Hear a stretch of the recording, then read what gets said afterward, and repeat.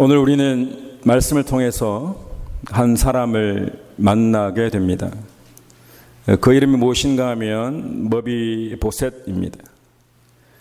그는 왕족으로 태어났지만 지금은 신체적인 장애를 가지고 있습니다. 양쪽 다리가 모두 불편한 자였습니다.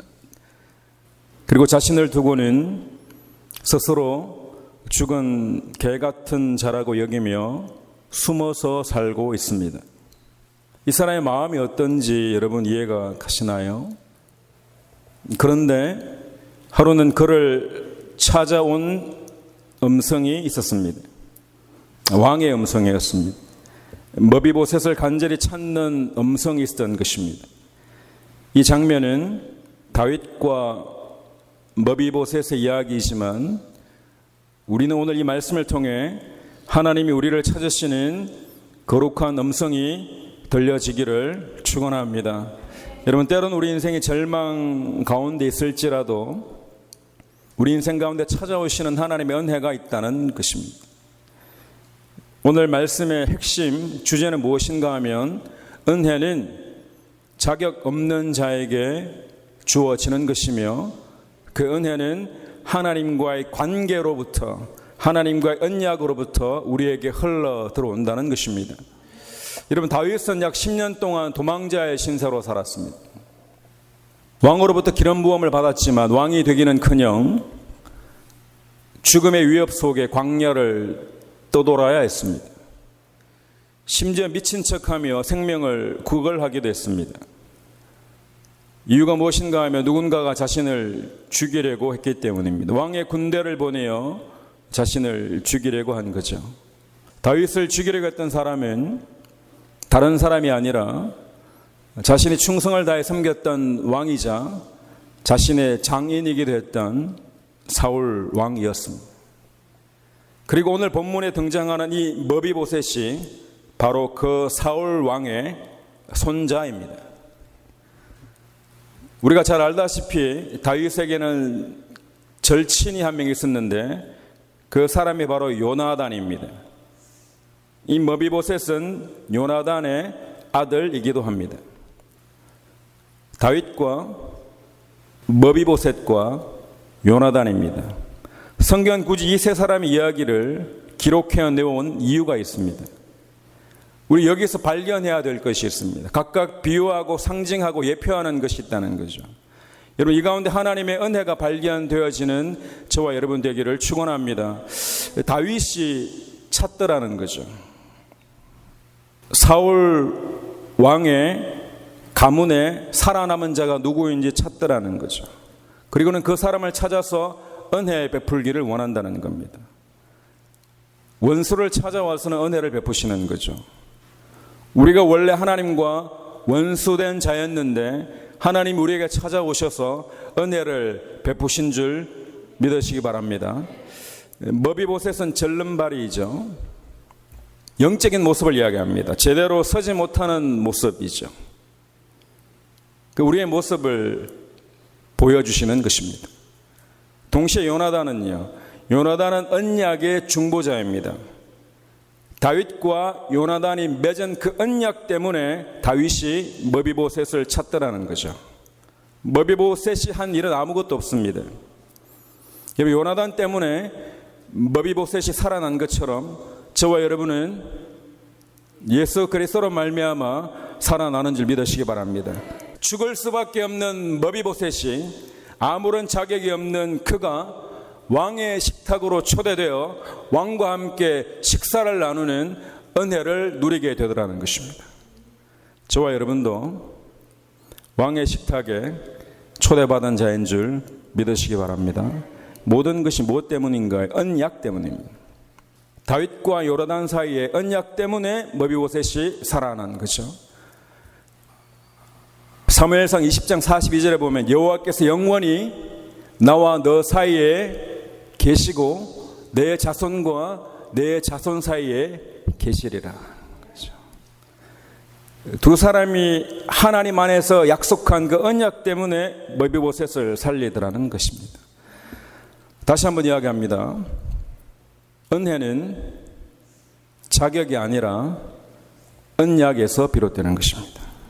성경은 처음부터 끝까지 우리의 자격을 말씀하시는 것이 아니라 이 모든 것이 하나님의 은혜라고 말씀하시는 거죠. 여러분, 머비보셋의 신체적인 조건과 정치적인 문제가 아니라 요나단과 약속했던 그 약속 때문에 그를 찾아와서 살리더라는 거죠.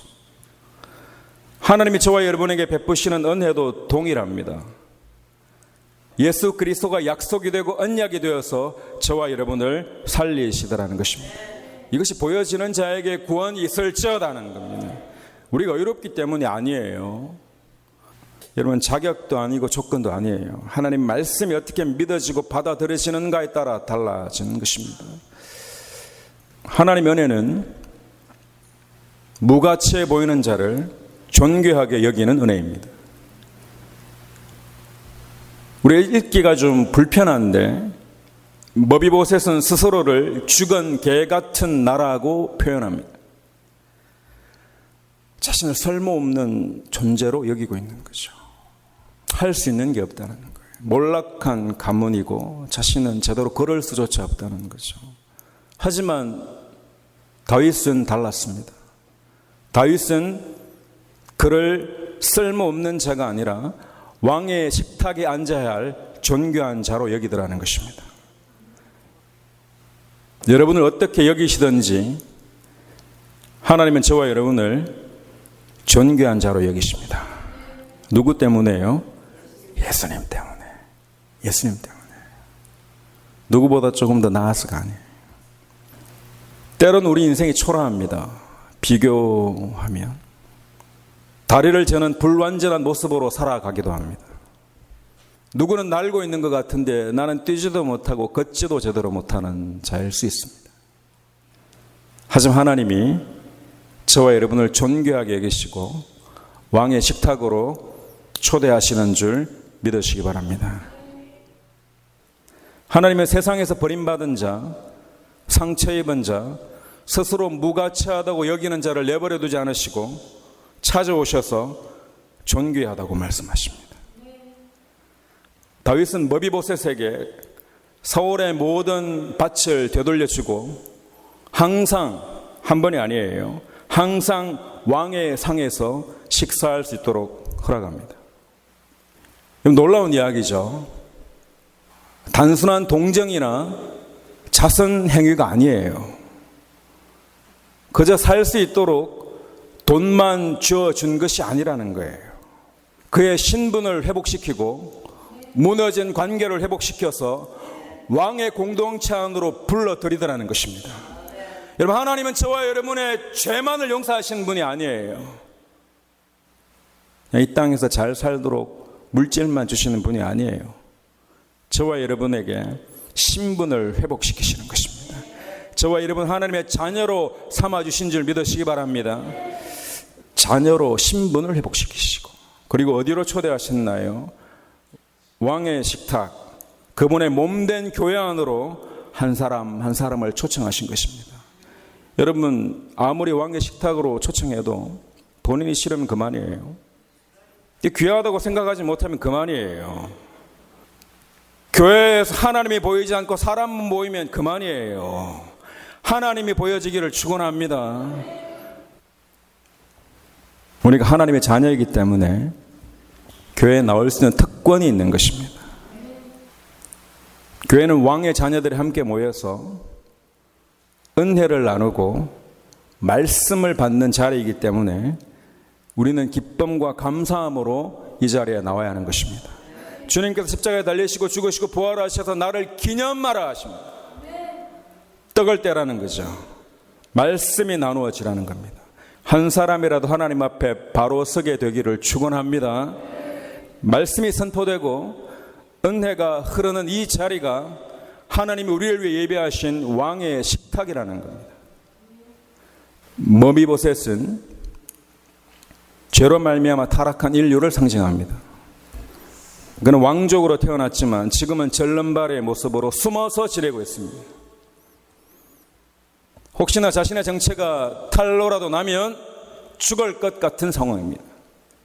5살 때 할아버지와 아버지가 모두 죽었다는 소식을 유모가 듣고는 급히 도망을 치다 떨어뜨립니다. 그래서 절름발이가 되는 거죠. 그리고 지금 어디에 살고 있는가? 로드발이라는 곳에 숨어서 지냅니다. 사무엘하 9장 4절에 정확하게 지명이 나오는데 왕께 아뢰되 로드발 암벨의 아들 마길의 집에 있나이다. 로드발입니다. 로는 아니다라는 뜻입니다. 다바르는 말씀인과 동시에 광야이죠. 로드발은 하나님의 말씀이 계시지 않는 곳이라는 의미입니다.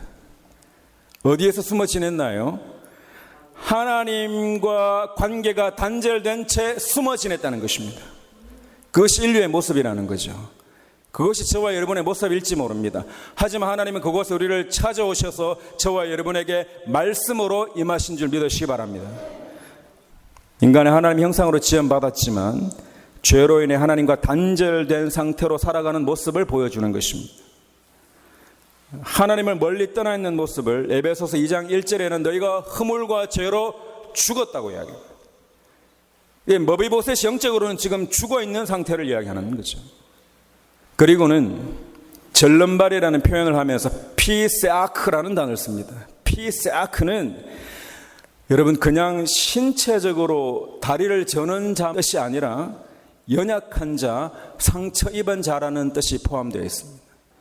머비보셋의 지금 문제는 다리 저는 신체적인 문제가 아니라 이 사람의 존재와 한계와 상처의 문제라는 것입니다. 성경은요, 우리 모두를 다리 저는 자라고 말씀하십니다. 이사야 35장 6절에 보면요, 그때 저는 자는 사슴같이 뛸 것이며, 그때 뛸 것이라는 거예요. 지금 나는 다 됐어요. 나는 다 구원받았어요. 그게 거짓말입니다. 말씀 들을 필요가 없어요. 나는 다 됐어요. 그런 사람 여기도 있을걸요, 여러분. 아니요. 그때는 하나님이 친히 오셔서 백성을 회복시키시는 구원의 날입니다. 저와 여러분이 구원받는 건 오직 예수 그리스도로 말미암아 구원받는 줄 믿으시기 바랍니다. 성경은요, 하나님 은혜를 베푸시는데 온전한 자에게 베푸신다고 말씀하신 적이 없습니다. 스스로 완전하다고 여기고 스스로 다 되었다고 여기는 자에게 하나님의 은혜가 임한다고 말씀하신 적이 없어요. 하나님의 은혜는 절름발이에게 임하는 겁니다. 스스로를 불완전한 자로 깨닫는 자에게, 스스로 죄인임이 고백되어지는 자에게, 스스로의 무능함이 하나님 앞에 폭로되는 자에게 하나님의 은혜가 임할지어다는 것입니다. 여러분, 머비보셋은 사울 왕조의 후손이지만 정치적으로도 육체적으로도 무능하고 연약하기 짝이 없는 사람이었습니다. 왕의 식탁에 앉을 만한 자격이 없는 자예요. 단 한 가지로 초청되었습니다. 하나님의 은혜로, 약속으로, 언약으로 초대된 거예요. 여러분 안에 하나님의 약속이 있기를 축원합니다. 하나님의 약속이 말씀이 육신이 되어 이 땅 가운데 오신 예수 그리스도이시고 예수 그리스도가 내 삶의 주인 되는 삶이 구원받는 삶입니다. 하나님은 외모나 능력을 보지 않으시고 오히려 상하고 깨어진 자를 찾아오십니다. 어쩜 이 땅 가운데 탄식하며 절망 중에 있는 자를 주님은 찾아오시는 거죠. 시편 34편 18절에 보면 여호와는 마음이 상한 자에게 가까이 하시고 중심에 통회하는 자를 구원하시는도다는 겁니다. 신앙생활을 하다 보면 불편한 일들을 겪게 되기도 하고 듣지 말아야 될 말을 듣기도 하고 어려운 상황에 놓이기도 하고 그렇습니다. 이 땅의 나그네와 같은 우리의 삶인데 광야에서는 그런 일들이 당연하죠.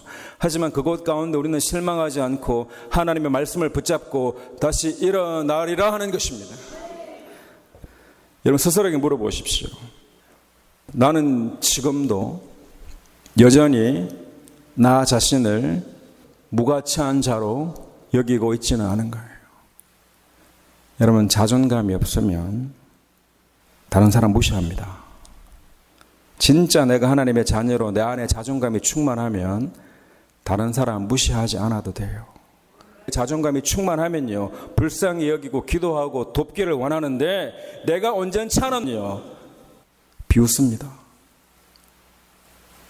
어떻게 사시겠어요? 내보다 조금 가난한 사람 비웃으면 좋은가요? 우리는 무가치한 자가 아니라 은혜의 식탁에, 왕의 식탁에 초대받은 자로 살아가기를 축원합니다. 여러분, 다윗이 언약을 기억하고 숨어서 지내는 머비보셋을 은혜의 자리로 회복시켜 준 것처럼 저와 여러분도 그 누군가를 은혜의 자리로 초대하기를 하나님은 원하십니다. 답이 여기에 있습니다. 다윗이 살은 것을 보고 성경에 기록된 대로 우리도 하라는 겁니다. 두 가지가 있습니다, 여러분. 사실인가 진리인가입니다. 사실이 전부면요, 다윗은 머비보셋을 제거해야 합니다. 왜냐하면 사울 왕조의 후계자이고 언제든지 다윗을 위협할 수 있는 인물이고 누군가는 그를 등에 입고 다윗을 공격할지도 모릅니다. 왕의 자리에 오를 수 있는 핏줄을 가지고 있는 거죠. 그 명분이 있는 거죠. 제거해야 될 충분한 이유가 있습니다. 하지만 다윗은 사실이 아니라 진리를 따라 행동합니다. 여러분, 이 차이가 깨달아지기를 축원합니다. 다윗은 하나님의 성품을 닮아서 자격 없는 자에게 은혜를 베푸는 자로 진리를 붙들고 살았던 거죠. 사실이 있고 진리가 있습니다. 성경은 사실을 이야기하는 게 아니에요. 진리를 선포하라고 말씀하십니다. 요셉 이야기의 사실이 뭔가요?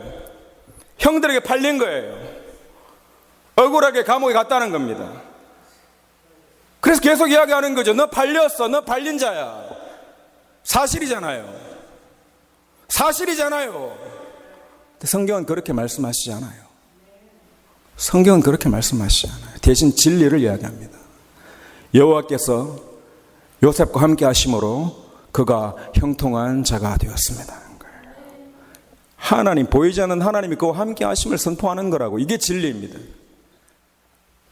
나사로 이야기의 사실이 뭡니까, 여러분? 나사로가 죽은 게 사실이에요.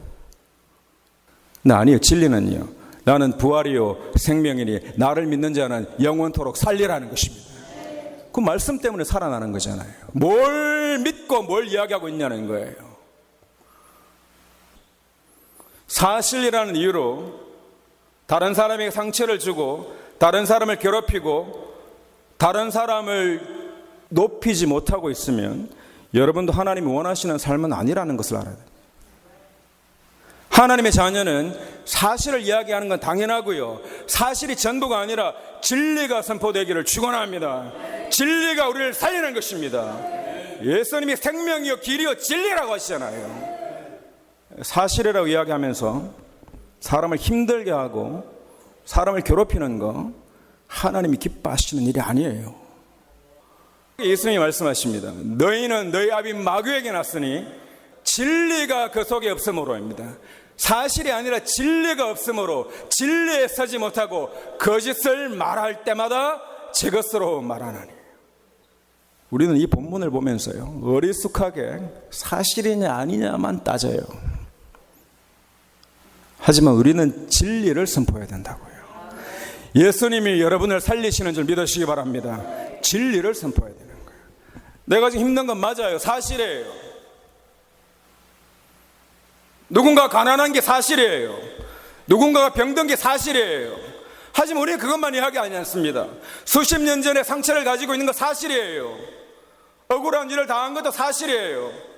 다시는 생각하기 싫은 일이 있는 것도 사실이에요. 하지만 우리는 그것을 이야기하지 않습니다. 우리와 함께 하시는 예수 그리스도를 선포하는 거예요. 진리가 여러분과 함께 하시기를 축원합니다. 마귀는 말로 사람을 죽입니다. 진리가 없기 때문에 그래요. 진리를 선포하는 저와 여러분 되시기를 주님의 이름으로 간절히 축원합니다. 다윗이요, 머비보셋에게 너는 다리 저는 자야. 다리 저는 자야. 너 절름발이잖아. 너 할아버지가 나를 죽이려고 한 사람이야. 너 할아버지 정신병자였어. 창 막 집어던지는 정신병자였다고. 너는 망한 집안 사람이야. 그럼 제가 지금 말한 게 다 사실입니다. 사실이에요. 다윗이 근데 이야기 하나요? 안 해요. 왜냐? 이 말은 하나님이 기뻐하시는 말이 아니기 때문입니다. 여러분, 마귀의 말은 사실인 것 같지만 사람을 죽입니다. 그리고는 본인은 정직하다는 착각에 빠져 있습니다. 어리석죠. 그 말을 통해 사람을 살리는가 죽이는가를 보라는 거예요. 여러분, 말을 통해 옆 사람이 살아나기를 축원합니다. 살아날지어다는 거죠. 말의 내용이 설령 사실이어도 그것이 상대를 해치거나 수치를 주거나 악의적이고 파괴적인 의도에서 비롯되었다면 하나님이 심판하십니다. 하지만 하나님의 진리를 선포하는 자에게 하나님의 복이 임할지어다는 것입니다. 다 알아요. 우리 절름발인 거 서로 다 알아요. 하지만 이야기하지 않아요. 왜냐? 하나님이 존귀하다고 하셨기 때문입니다. 우리 모두 회개해야 될지 모릅니다. 하지만 우리 입술을 벌려 진리를 선포하는 자리에 하나님은 우리를 초대하신 거예요. 그것이 왕의 식탁이 되는 것입니다. 사랑하는 성도 여러분, 하나님 우리와 함께 하십니다. 다시 합니다. 하나님 우리와 함께 하십니다. 하나님 우리와 함께 하십니다. 하나님 우리를 도우시고 계십니다. 때로는 절름발이 같은 우리 인생일지라도 하나님 우리를 도우십니다. 우리를 도우셔서 를 왕의 식탁으로 초대하신 것입니다. 날마다 하나님의 은혜를 구하고 오직 하나님의 은혜로만 살아가는 저와 여러분 되시기를 주님의 이름으로 간절히 축원합니다. 우리 자리에서 일어나셔서